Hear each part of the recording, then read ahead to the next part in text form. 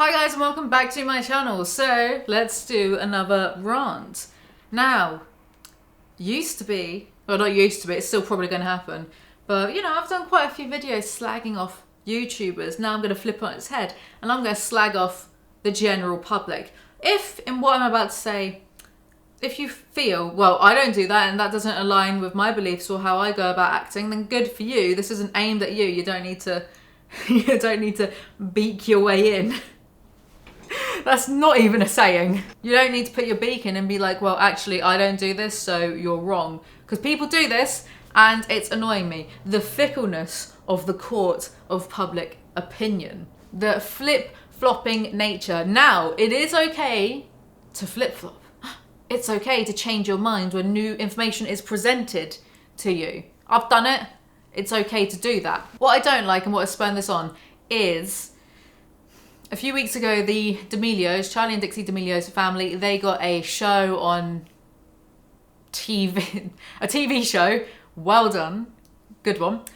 They got a TV show. And I was seeing all these clips over Instagram, because that's really the only social media I use, of Dixie and Charlie separately crying about the amount of hate that they get thrown their way. Because it is a lot, and you will see on this channel, I've been consistent about this, that what is going on, because they're just kids. You know, what was Charlie, 16? Well, she's 17 now, right? So she must have been like 15 when she was discovered. But anyway, I've been consistent in saying, leave them alone. They're just kids, and Dixie is a very young adult. Like, what are you doing? So anyway, you know, these clips of those two crying, Dixie about, you know, the amount of people that just cyberbully her for being famous only because of Charlie, and then, you know, calling her names and calling them like ugly and they smell, and, you know, immature shit, right? Immature shit. But then imagine you're getting probably possibly hundreds of thousands, because they both have, no, not both of them. Charlie has over 100 million followers on TikTok, right? So probably, you know, 100 million. If 1% of 100 million don't like her, that's a million people. And then say, like, you know, 10% of them leave a comment. That's like 100,000 people. That's some very shaky maths. Maybe don't use that as a source for anything. But I think it's realistic to say that they probably had hundreds of thousands of comments, like, being nasty to them over time. And for what, really? Charlie did some dances on TikTok and then got famous, and then this isn't my point. Right, I'll get to that in a minute. So there were clips of them crying, and then, you know, I'm clicking on, because I follow a few drama commentary Instagrams. So I was clicking on the pictures, looking through the comments, and on the ones where they're crying, it's just flooded with positive comments, flooded with people being like, this is so horrible, you know, people should be nicer, these poor girls, like, they can't handle the stress and pressure, they didn't ask for this, like, you know, positive stuff. And then, what, 2 weeks later, something about the Met Gala. Why is that all over my YouTube recommended, by the way? Like I give a fuck about celebrities dressing up. Okay, I don't care. And then I click on those because I had a suspicion, and yet everyone's just gone back to being mean. Now, I'm very aware that these sources of news and drama news information are probably, you know, the clip of Charlie and Dixie crying is going to attract certain type of people, the people that feel sympathetic to them, whereas any other news is just going to attract the people that don't like them. So I'm aware that there's two different audiences being drawn in to this, but I'll be damned if there isn't some sort of overlap. You can't tell me that there isn't a overlap. You can't tell me that there wasn't a person a few weeks ago being like, oh my God, that's so sad, how could this happen? They're crying, oh, we should be better. And then 2 weeks later being like, fuck them, they look ugly at the Met Gala, like, blah, blah, blah, they don't deserve anything. I guarantee, I'll eat. I will eat my dinner if there isn't some overlap. Right, because you see people flip-flop like that all the time, and it's really irritating. It's irritating me so much to see it. And also, when they are getting attacked for just, I don't know, fucking existing, where are all those people that are being so nice and positive about them? Where are they? Because you can't find them. You can't find those types of comments on other news about Dixie and Charlie. Right, because the thing that gets me the most about this is Charlie D'Amelio didn't become famous by accident. Right.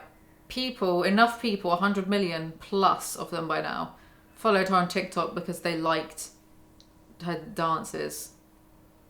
The public are the ones that, TikTok stars, influencers, etc. The public makes them popular and famous in the first place. And then they get famous, go along for the ride, and then get admonished for existing. And it's just, I don't think I've seen Charlie do anything wrong or like say anything really outrageous. I'm not aware. So I'm sure if she ever had, then all the drama channels would go mad about it, right? So I'm not sure where it's coming from, where these two girls are just getting so much ire all of the fucking time. And I was watching someone's video, right, about the D'Amelio family, and I was going through the comments. And someone was like, I've never understood why people hate on child celebrities. They're literally children who make mistakes like everyone else. I feel bad for the D'Amelio sisters. I hope they can enjoy life despite the constant stress to be perfect. And someone replied saying, maybe because a lot of them shouldn't be having this level of fame in the first place. What do you even mean? The public made them famous in the first place. As an amorphous blob, as a collective, not on an individual level, but as a collective, we've made these kids famous. So we can't then be like, well, they shouldn't have that level of fame in the first place. I don't think... I don't know how it would work in the acting world with child parts, but I don't think children should be famous because holy fuck, it fucks them up. We've seen this time and time again, and yet it's still a thing that's happening. Kids get famous, then the market is oversaturated because people just really want to make their buck off some kids, and then the public likes them at first and starts to hate them, and then the kids end up, with mental health problems or have mental breakdowns.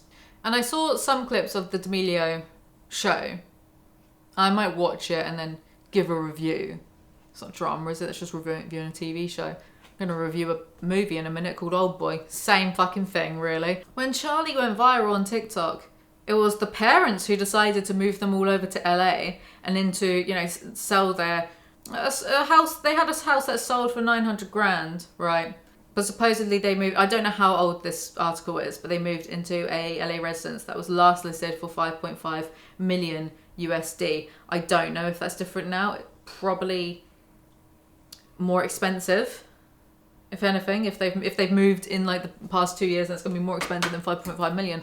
But the parents were the ones who decided, yes, let's try and milk this for all it's... Oh, I've got a lot to say about those parents. I want to watch the show just so I can validate my belief that those parents are going to have a lot to answer for if their children have mental fucking breakdowns in a few years' time. Because no one can deal with that. No one can deal with millions of people hating them. I don't think you'd have to have such a level of cognitive dissonance, or like even with extreme media training, it's probably really hard and draining. I was just thinking, you probably need, there must be some form of updated media training, because before social media 20 years ago, if you were an A-lister celebrity, sure, the tabloids would talk about you, but people on the internet wouldn't talk about you because it wasn't really a thing to do that. So, you bump into fans in the streets or have, fans wait at airports or whatever, but it wasn't as overwhelming as it would be nowadays, where millions of people can just talk about you online. And some people may say, well, that's the price you pay. And it's like, I don't think so, because that's quite unprecedented for millions of people to be able to have access to you, give opinions on, and you can just now look so readily.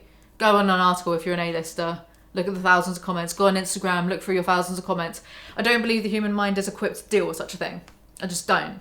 Because, why would we have an evolutionary wire for that? We weren't cavemen with Instagram, you know what I mean? So it was the parents who decided to uproot their lives, move their kids over to LA, and there was a clip from this show where these managers had Charlie's 2021 laid out for her, and it's just folders of stuff and loads of things. And she looked quite taken aback. She looked a bit like, oh, I didn't realise I had so much to do in 2021, because they just want to squeeze as much money out of these girls as they can, in case it dies down, or before it dies down or whatever. Their parents could have just gone, oh, that's really cool that, she's gone viral and stuff, but let's maybe put this money aside and not go spend millions on a house that now has to be upkept, has to be paid for. How are we going to do that? Oh, the kid. I do not have a high opinion. And do you know what? Because I do follow several LA influencers, and whenever they go out to parties, the parents are there. And you could argue, well, they're there to make sure that Charlie and Dixie don't really get into trouble, which Well, let your kids let your kids go to parties. I went to parties without my parents supervising me when I was 16, 17, 18, 19. Didn't affect me. But I think they love it. They love the limelight and the money. Even if their kids are crying on a TV show at all the stress and pressure they're under. I will watch this TV show. But I will take this back if I'm wrong. But I don't think I am, from what I've seen, from seeing them at various parties of social media, to knowing that they moved the kids over to LA. They could have just stayed put and been like, okay, well, you know, Charlie, you can still do this, but we'll put the money aside, trust fund, you can have some of it. Stay here, stay grounded in reality. No, let's move to LA where there's something in the water that makes everyone go extra. What was the point of this? Oh yes, the public is incredibly fickle, and if you really want to get mad at the D'Amelio sisters, I don't think they're the ones whose your ire should be aimed at. They are famous because the public made them famous, and they're staying famous because of their parents and management teams and the other influencers they hang out with, yada yada yada. And really, I don't see anything that the D'Amelio sisters have done that's so wrong, other than maybe they act a bit bratty sometimes because they're fucking teenagers. Big whoop. Anyway, I suppose that's all for this video. If you enjoyed, like, comment, subscribe. I make new videos whenever I feel like it, and I'll see you guys next time. Bye!